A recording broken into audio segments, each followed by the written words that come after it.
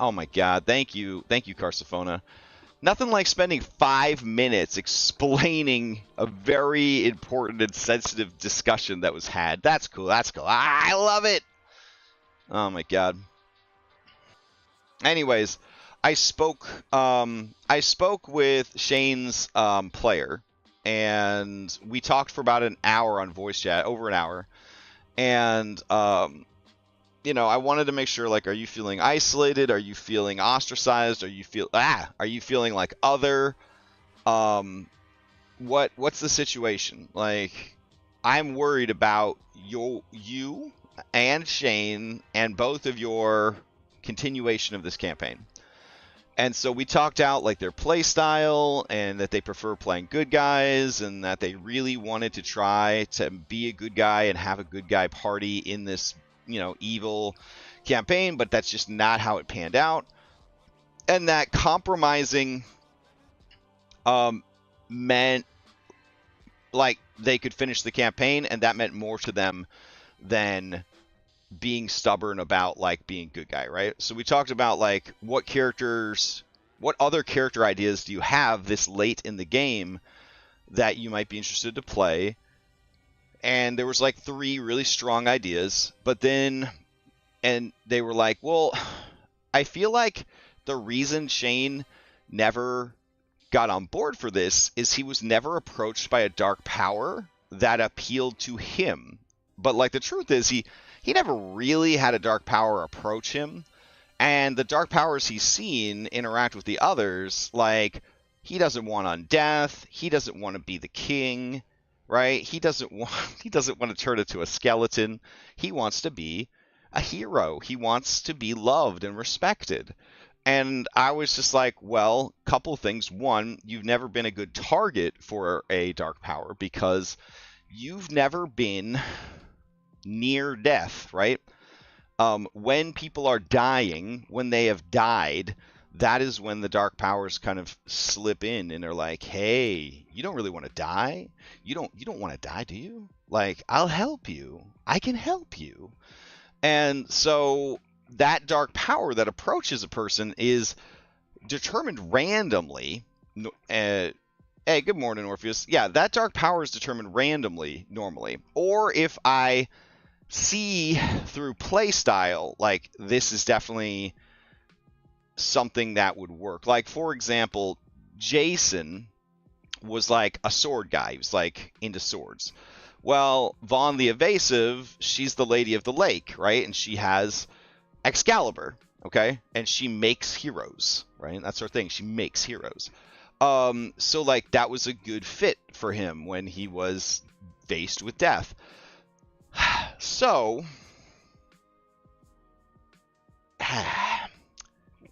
when he said that, I was like, yeah, you've never really had Shane in that bad of a spot, but now that you are in the Amber Temple and emotionally, right, you're about to give it all up. You're about to walk away from everything and basically die on the mountain. There's no way Shane would make it down the mountain alive. He knows that he's fucked, right? If he stays with the group, he's gonna die. And if he leaves, he's gonna die. And his player, like, said, like, I'd rather have him leave and his fate's unknown or whatever. Maybe they find his corpse or part of his corpse as they're, you know, leaving the Amber Temple or whatever, frozen and half-eaten by a Yeti. I don't know. Or I said, well, I mean, if he's that desperate, there's definitely dark powers who could help you, that would love to help you. And he's just like, well, I mean, I don't know. Like, I guess if you have one kind of make him an offer, I guess, and then if it's an offer he likes, if it appeals to him in his most desperate time of need, then yeah. But if like it's just like, nah, no dice, then I'm just gonna have him walk down the mountain and I'll play one of these other characters. And again, these other characters that he came up with, very cool characters. But he actually got approached by Shami Amore, or Shami Amor, the succubus who is the epitome of with the evil wrought by love, essentially. The evil wrought by love is what she represents. And so she contacted him, and there was some good role play, and he took the deal. So now we have 4 out of 5 people who are working with, for, or under the influence of the dark powers. And the Fane. Okay? Now, keep in mind, the Fanes are old school, second age of magic, neutral. Okay? The only reason that they made their champion good is because back in the day, neutral meant the balance of all things. So in order to balance out the evil of Strahd, the Fanes thought they needed a good champion, right? But just like Strahd is trying new things to break this cycle, we also need the Fanes to be willing to try new things, or they will be trapped in the eternal cycle. And so if Tiernan kind of appeals to them to say, like, the enemy of your enemy is your friend, like, let us free the land and free your power, and then we can worry about them later, or that's the rest of the multiverse's problem, or we'll become a force for good here in Barovia that balances out the force of evil that goes out into the world if we free these dark passengers, blah, blah, blah. I think there's a chance, but I think this is going to be a very evil party. You know what I mean? I think they are going to either die and be possessed by their dark powers, or they are going to they're going to make a deal with their dark power and free them, or they are going to, what's the last thing? Oh yeah, somehow defeat their dark power and take that power for themselves. Like, I don't see any of them pulling an Anne Payne and returning to their normal form. I think Daniel wants to return to his true form. But even then, Daniel was never a good guy, right? He was deeply unaligned. He was very much like driven by his current state of mind and his current interest more than his moral compass, right? I would say that, like, being good was like an interest that he had, but not like a core value. Anyways, plus he gave, like, it's just a lot. It's just a lot. So, anyways, couple things we need to do. One, we need stats for Shammy Amor. So let's do that real quick.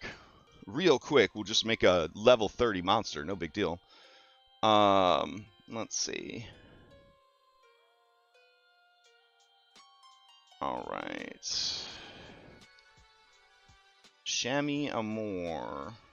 Who that girl? Dark Patrons of the Amber Temple. Amber Patrons. Okay.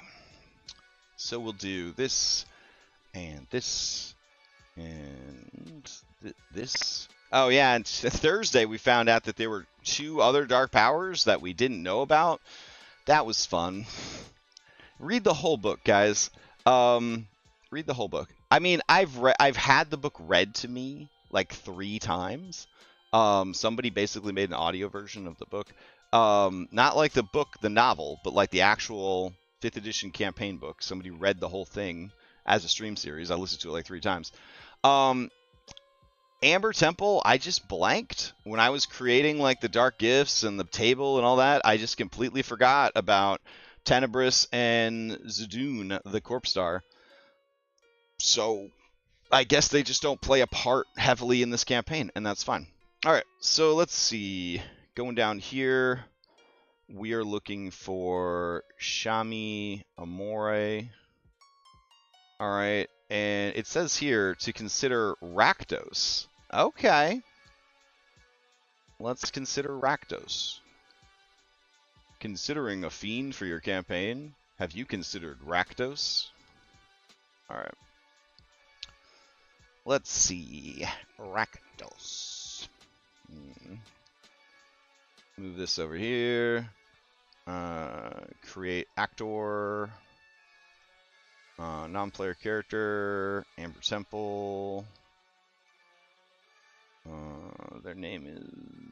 I don't know. It's going to get overwritten anyways. There we go. Oh, wait, no. I did that wrong. Hold on. Import stat block. There we go. Sleepy. There we go. Ugh. All right. So we're going to delete this one. And we're going to duplicate this. I've noticed I don't have to duplicate when I import anymore, but I do feel like I do get better. I do have a performance drop if I interact with the imported one directly. It's kind of weird. All right. So let's see. Punch that in. Prototype. Punch that in. Good. We're going to go to Robit. We're going to go to Curse of Strahd Dark Powers. Okay. Let's see. No, Curse of Strahd notes and discussion. Okay. I need some unique abilities with in-game mechanics for Shami Amore, Lady of Delight, a CR 24 fiend succubus who specializes in deception, theatrics, and the abuse of love's influence. Alright, let's see what it cooks up. Let's look at what Rakdos has for us. So she's definitely going to be of secret alignment. She will be of various height, I guess. Appearance, we'll have to grab that in a second. Blood color, definitely pink. Alright, sure. Update. Alright, let's see. Is Shami already in here, maybe? Let's see. Forge assets, curse, actor assets,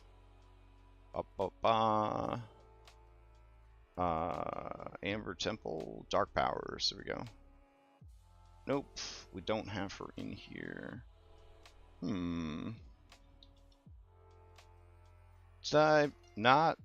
Okay. Let's see. Hold on.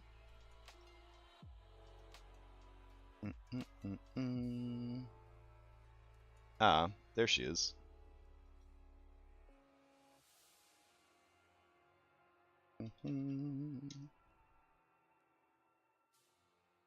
Could have sworn we already made all of these into minis, but that's okay.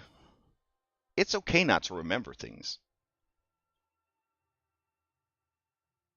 It's okay to not remember things. Let's see. Curse of Strahd. We have to roll back to March because May got corrupted. March, I believe in you. Hey, yep. March have bird. Alright. Technically, this is the time that AI could have fucked up because they should have an extra finger as a succubus, but that's okay. Alright. That's beautiful. Okay, save it out. And we'll do Curse of Strahd, Amber, Shami. Alrighty. It's thinking about it. It's thinking about it. Alright. Then we're going to save this out as June. Okay. And go back in. I'm going to grab this. Grab Shami. Enforcer Hound, how's it going? It's going okay.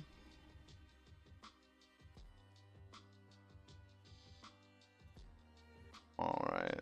Let's see. Select. Go to Prototype. Go here. Good. We'll just have her be regular size for now. There we go. Alright. So, Rakdos, who is the base for this monster, is immune to poison and fire, which is typical for a fiend. Specifically, what, a devil? But this is a demon. Oh, that's kind of weird.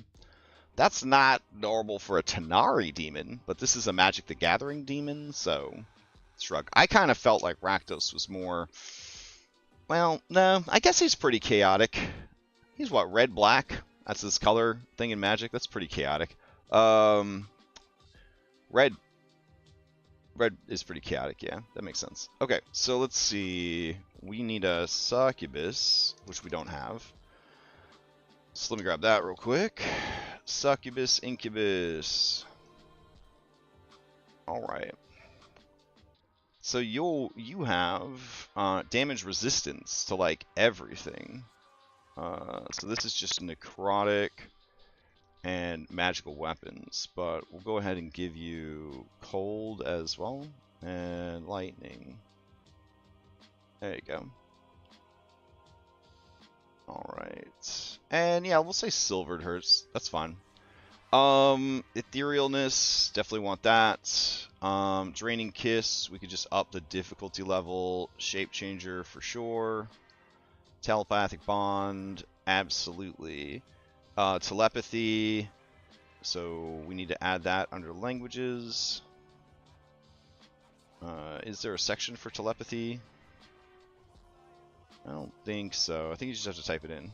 Alright. Telepathy, 120 feet. Alright. It's shaping up now. It's shaping up. So, let's see. The speed's fine. And then... abilities. Let's see. Alright. Curtain Call Scythe. Slashing and fire damage. That's fine, I guess. We'll change it to Scything Wings. Little Darkstalkers there for you. Alright. Claw. Okay. We'll put Life Draining Touch. Alright. Let's see. So it does some slashing damage. Nah, here. We'll just go in and delete all that. There we go. We'll go over here. Life Draining Touch. It will do necrotic damage. And then it will require a flat DC against Constitution. We'll make it a 20. Alright. So what we'll do is description. Okay. Creatures hit by this attack must make a con save DC 20 or lose, or gain 1 exhaustion. Period. Alright. Let's see. That's cool. Each time Shami drains, alright, gives someone exhaustion with this ability, she rolls for a boon. Nice.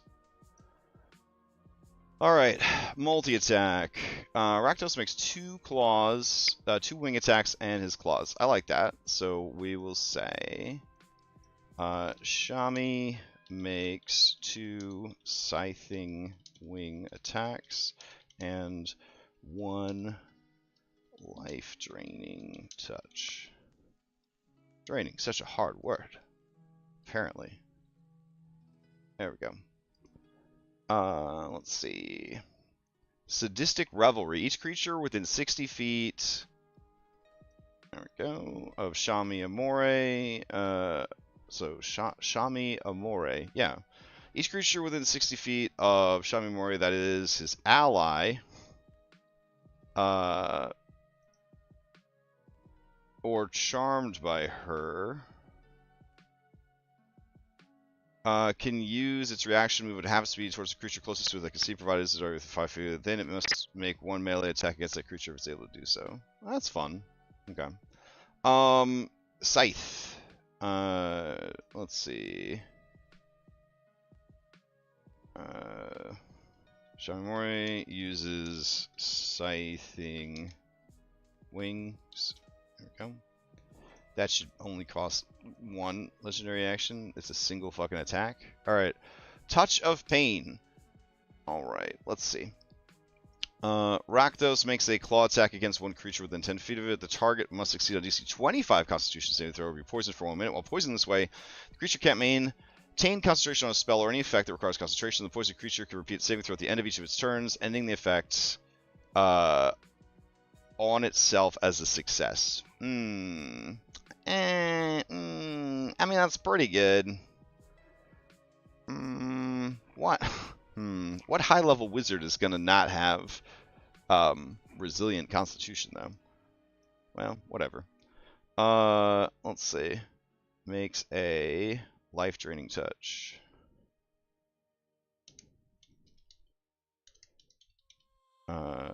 Against one creature within 10 feet of her. This attack is made with advantage. The target must succeed on a DC 25 poison this way, blah, blah, blah. Okay. Also, what high-level person's going to be fighting Rakdos and not be immune to poison? I mean, this game doesn't count because they don't have magic, but I'm just thinking, like, they designed this shit for, like, 5th edition D&D, right? Like, you have to build around the meta of the game, you know? Like, it doesn't make sense. Also, it should be a curse and not poisoned, but I don't know. Actually, that's fucking hype. Here we go. The target must succeed on DC 25 Constitution save or be cursed. Period. There we go. While cursed in this way, the creature can't maintain concentration on a spell or any other effect that requires concentration. The cursed creature, the end. You just can't concentrate anymore. You're fucked. That's it. That's the end of your life. Alright. Don't get hit by it. Cool. Okay. It's so specialized, too. Like, I don't know... I don't know. Let's see. Legendary resistance, fine. Etherealness, fine. Let's see. Draining Kiss. The Fiend kisses a creature, charmed by it, or a willing creature. They get a 25. Why can't I read all the text? That's really weird. Okay. Yeah, reveal it? You're not sending it to chat, are you? No. That's a very weird flex. Oh, that's etherealness. My bad. Alright. Draining Kiss. Get in here. Alright. The damage is fine here.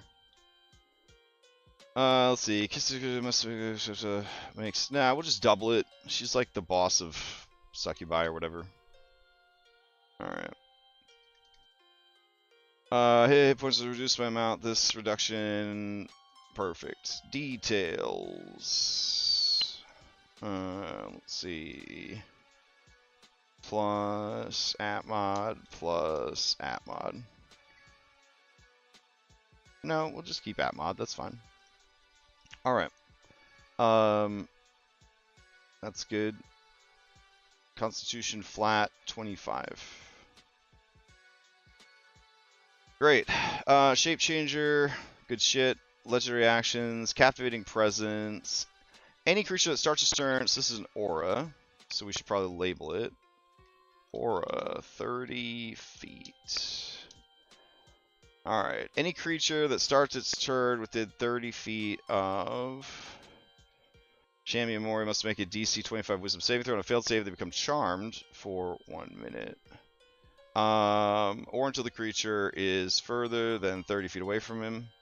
On a successful save, the creature becomes immune to Rakdos' captivating presence for 24 hours.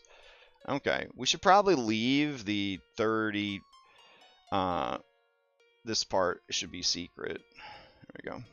Paragraph. Secrets. There we go. Wonderful.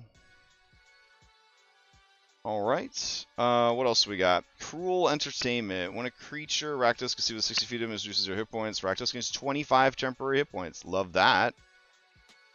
Alright, that's fun. Let's see.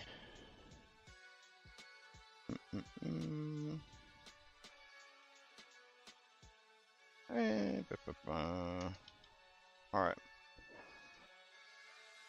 Let's see. Alright, so those are all great. Those are all great. What spells do you have, homie? None. You don't have any spells. That's interesting. Alright, I feel like we should give you Dominate Person, Dominate Monster, and Dominate Monster. No, wait. Dominate Beast? There we go. Alright. So, Charisma is your spellcasting ability. And these are all innate. And then we'll do Charm Person. Alright. Charm Person. For reals? There we go. And then we'll do Suggestion. And we'll do Mass Suggestion. Alright. So, for Charm Person, we will do At Will. Prepared. Alright. For Dominate Person,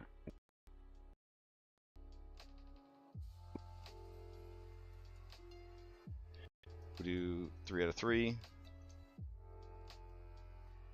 Alright. Let's see. Dominate Monster. We will do Activation. Limited uses per day. We'll do 1 out of 1. Okay. Dominate Beast. Details. We'll do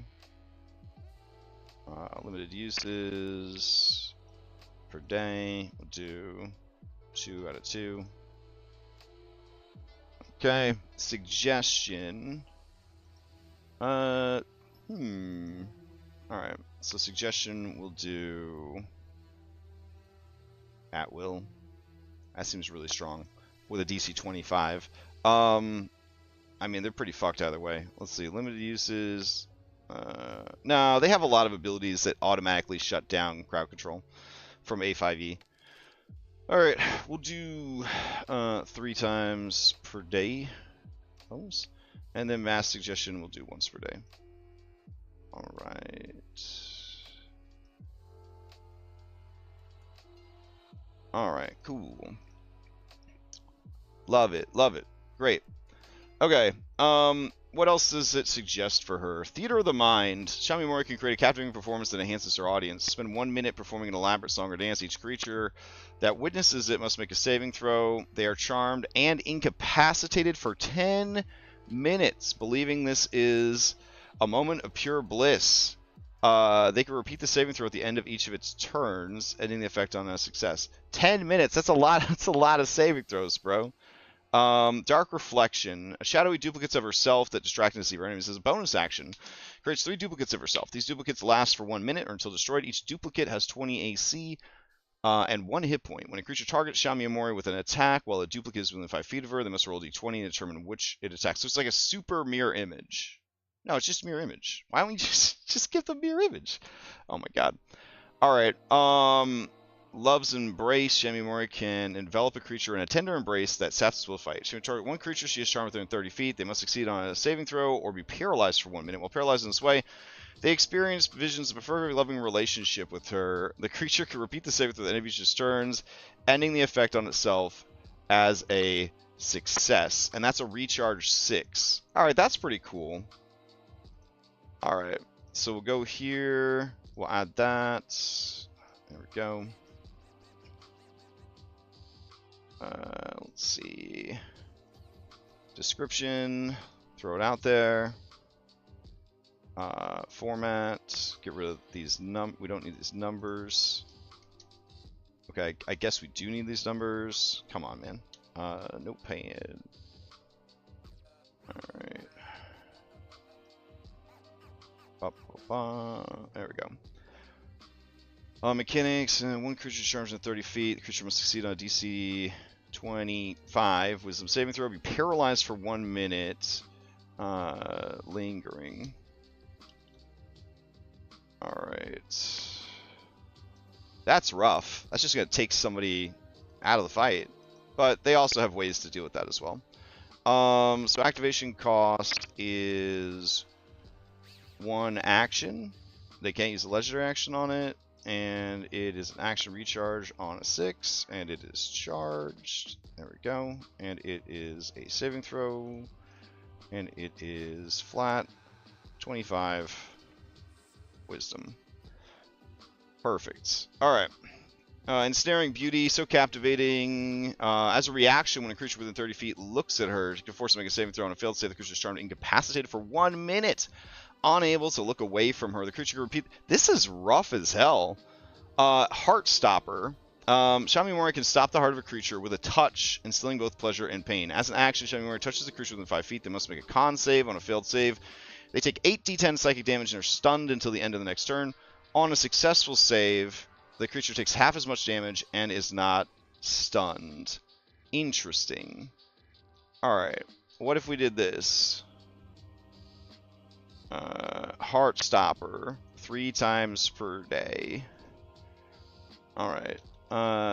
So we will put... Shami Mori, the Lady of the Lights,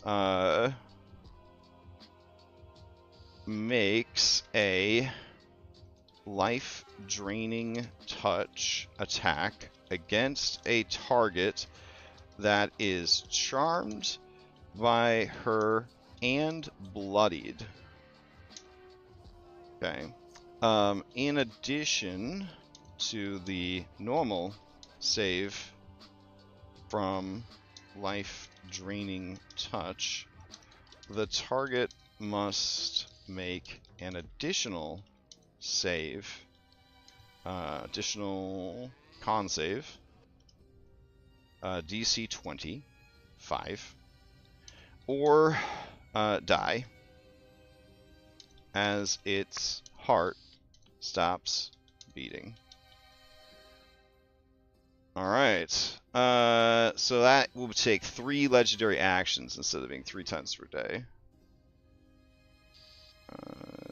Alright, good stuff. Go in here, legendary action, 3. Damn, that's rough as hell. Okay. What are some of the other ones? There's some pretty good ones here. Veil of False Love. Transform appearance, Great Illusion, someone that they love, blah, blah, blah. They'll do anything to protect the... Oh, wow. Saving throw. Okay. Kiss of the Succubus. Drain the life force from the victim. Can kiss a willing creature. 10d10 necrotic damage. We're already there. Illusionary Devotion. Can cast Major Image at will. Okay. That's cool as hell. Alright, Major Image. There we go. This is at will. Alright, what else you got? Heart's Command. As an action, target one creature is charmed, or be dominated. Nice. Shami Amore exudes an aura of irresistible lore. 60 feet, become charmed for 1 minute in this way. Alright, these are some pretty good abilities. Overall, pretty happy with how she turned out. Good shit. Alright, so now we got 19 minutes until the game starts. We need to make sure that the playable bad guys, so 1, 2, 3, are formatted so that they're not a train wreck to navigate. So let's fix that, right? Where are we? Okay. Zrin Hala, the Howling Storm. Alright. If somebody was to play this character, what would they be dealing with? So we're gonna drop it to 20. It's got 308 hit points. Damage immunities, damage resistances, bludgeoning, cold, piercing, and slashing. Just period. That's rough. That's rough as hell. I feel like it needs to have some kind of vulnerability. But I don't know what vulnerability to give it. Like, they're just not going to be able to do that otherwise. All right, we'll do silver then to overcome it. That'll help a little bit. But silver doesn't really make sense. What could possibly... What doesn't a storm like? Okay.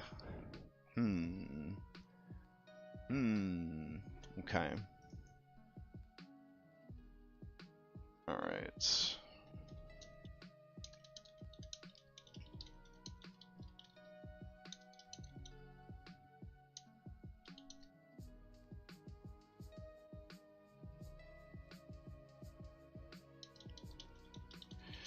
Most evil aspects of weather.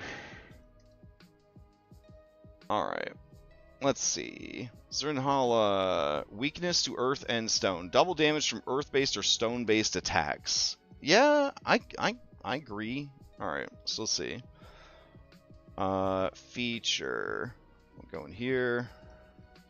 Vulnerability to earth and stone. It was there. Okay. Takes double damage from earth-based or stone-based attacks or spells. The grounding nature of earth disrupts its stormy essence. Okay. You really just got to feel your way through that one. That's not very mechanical. Grounding conductors. Metal objects can serve as conductors to temporarily bind Zernhalis. Within 10 feet of large metal structure objects, such as a lightning rod or a grounded metal chain, that succeeds on a constitution save. Or be unable to move until the start of its next turn. Interesting. All right. So what we'll do is we'll go here and we'll do vulnerability, lightning rod. Okay. A creature striking Zrinhala with a metal weapon, or a creature wearing metal armor struck by Zrinhala can, comma, as a reaction, comma, drain life from Zrinhala, conducting it through their equipment and into themselves. Nice. Alright. Let's see. So trigger is up here. And then the reaction would be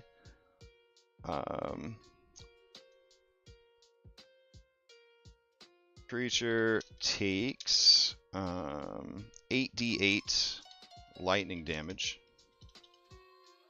And then Zrinhala takes half of that, half of the damage the creature suffers. Yeah, I like that. That's pretty cool. Let's see. Reaction. No. The Zrinhala takes half of the damage. Takes half of the... takes damage equal to half this number. Yeah, it takes damage equal to half the amount rolled. Yeah, that's cool. Okay, I like that. And disruption by calm weather spells. Control weather can weaken them. Control weather, calm the storm around it, suffering disadvantage on attack rolls, saving throws, ability checks for 1 minute. Wind dispersal. Electric overload. Dispel magic vulnerability. Resistance to psychic manipulation. Ah. Okay.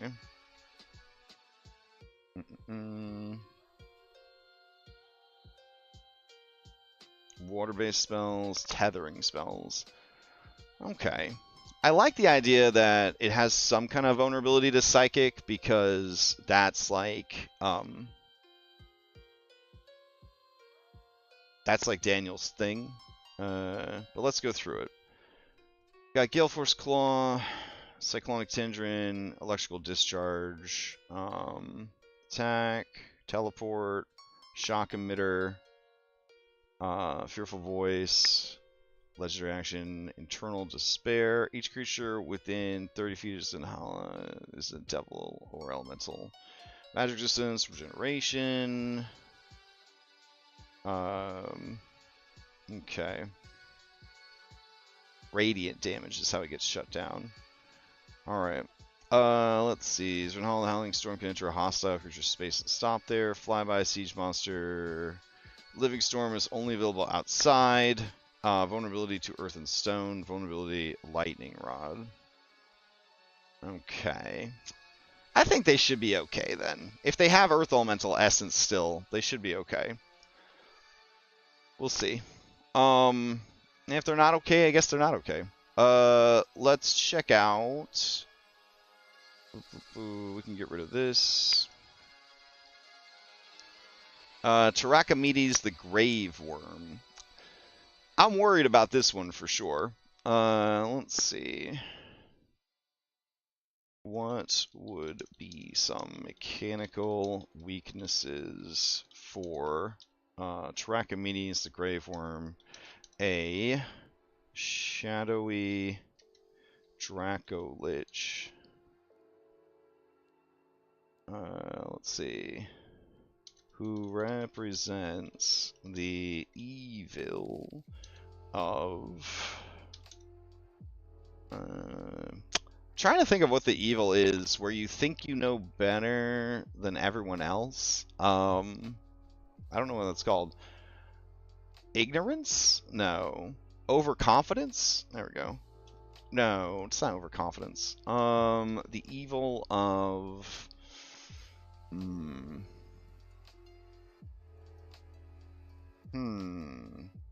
Trying to think, like, it's not really pride.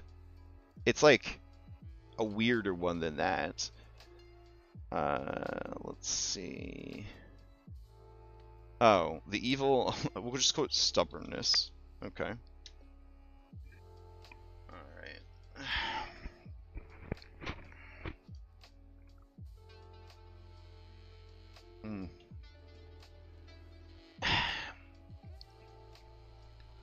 Yeah.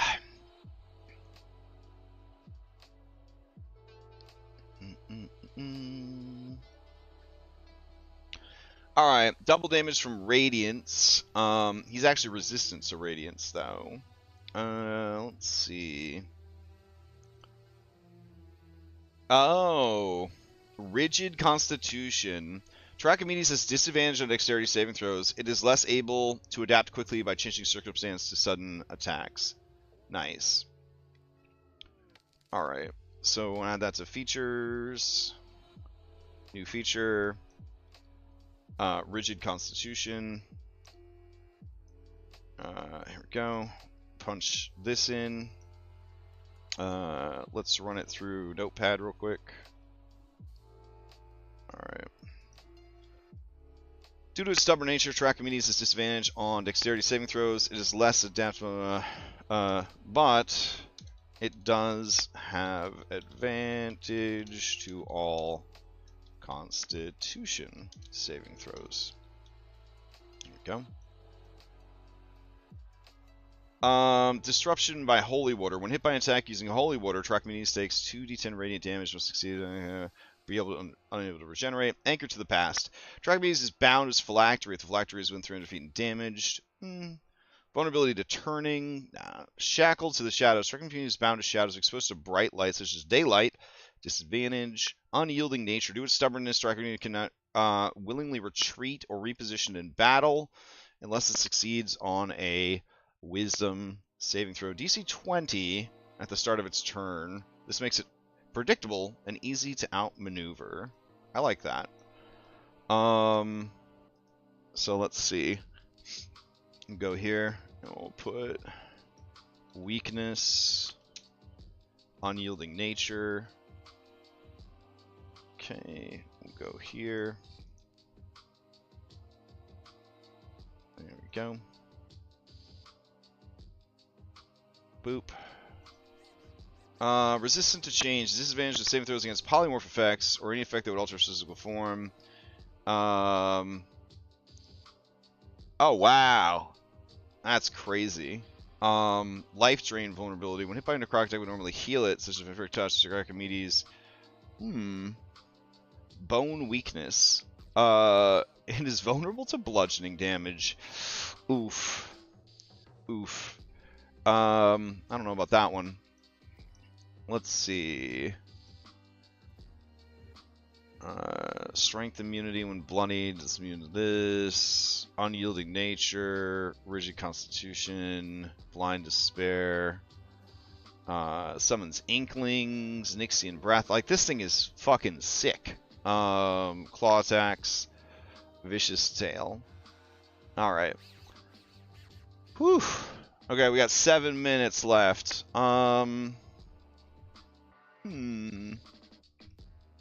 Those are all cool ideas. It's got something called immutable form. So, well, there's an ability called immutable form, but it's suggesting that for this guy. So,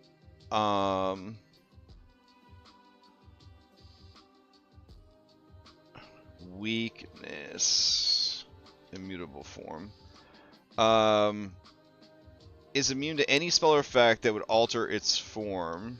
However, when subjected to such an effect, comma,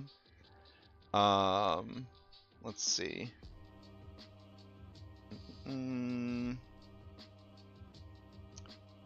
Where is it?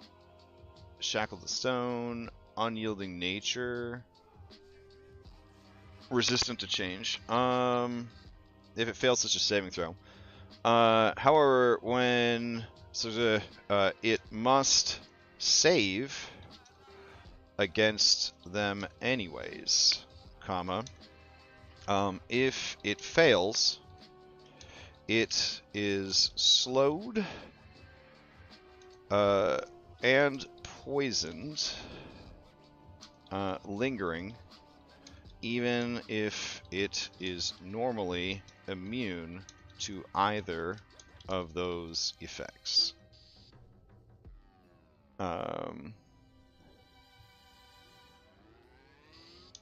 Not transformed. Alright. That's a cool thing. I don't think it'll ever come into play, but it's pretty cool. Alright, 5 minutes. So 5 minutes we're gonna look at, well, we're gonna keep this going. I'm here, in case I gotta steal back and forth between the two games. Xantris the Kingmaker. The Blade of Shattered Bonds. Creatures struck by this attack can choose to take half damage. If they do, they must force an ally within 60 feet to roll on the sack table. If the strike was a critical hit, the ally must roll 3 times on the sack table. Nice. Attack, Dance My Puppet. Alright. So let's see. What would be some mechanical weaknesses of Xantris the Kingmaker, who represents the evils of rulership and overconfidence.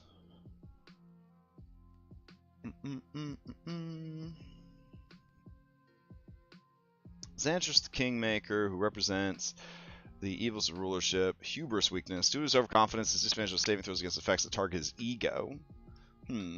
Overextension. When he takes an attack action, if he hits with all his attacks, he must make a con save. Otherwise, he gains exhaustion. Oh, buddy. That's really bad. Makes 2. He can replace 1 with the use of spellcasting. How about overextension for critical hits. Here we go. Features. Weakness. Critical overextension. Alright. Go here.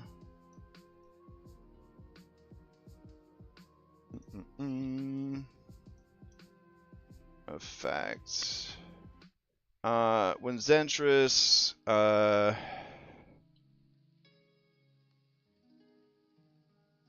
lands a critical hit, he must make a DC 20.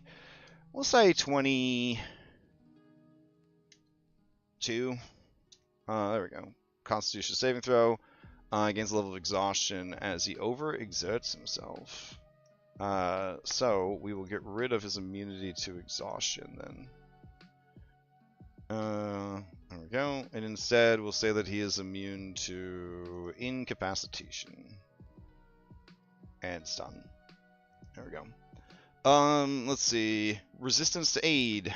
Prideful stance. His disadvantage at exterior saves because he refuses to appear weak or evasive. Nice. Alright. Let's see. Features. There we go.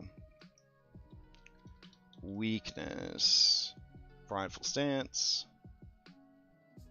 There we go. And that's it. It will be time to run the game. Hope everybody has a good Sunday. I'll be back tonight to prep some Mythic Odyssey. Gonna be kind of a sad prep session because we lost one of our players after 3 years. So we're gonna talk about how to handle that and what we're gonna do moving forward into the very end of the campaign without one of the core people in the group. Sad stuff. All right, I'll go ahead and raid Lex and we can get this thing going. Let's see. Where's the raid Lex button? There it is. Alright.